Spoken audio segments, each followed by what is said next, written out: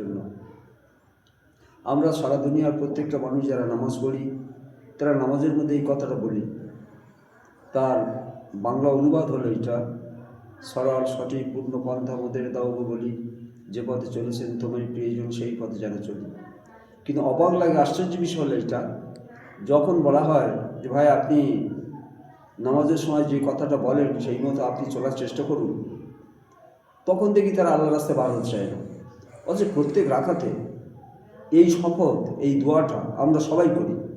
আমি তো অবাক হয়ে যাই, যে দোয়াটা প্রত্যেক রাকাতে করি সেই দোয়া করা সত্ত্বেও আমরা আল্লাহ রাস্তায় বার হতে পারছি না কেন? সেই জন্য আপনার কাছে অনুরোধ, আমি যে কথাগুলো আপনাদের কাছে রাখবো আপনারা রাখবেন না, কথাটা শোনার পরে খুব চিন্তা ভাবনা করবেন যে উনি কী কথাটা বলতে যাচ্ছেন। সেই জন্য আপনাদের সতর্ক করার জন্য আমি বলছি যে মুখে যে কথাটা বলি সেইটা বাস্তবে কাজে লাগানোর জন্য চেষ্টা করুন, আর আল্লাহর কাছে দোয়া করুন যাতে আমরা সবাই মিলে আখির নবী মোহাম্মদ রাসূলুল্লাহ ইসলাম যে পবিত্র দাওয়াতে মেহনত করে গিয়েছিলেন সেই মেহনতে আমরা সবাই যাতে অংশগ্রহণ করতে পারি, তার জন্য আমরা আপনার চেষ্টা করব ইনশাআল্লাহ।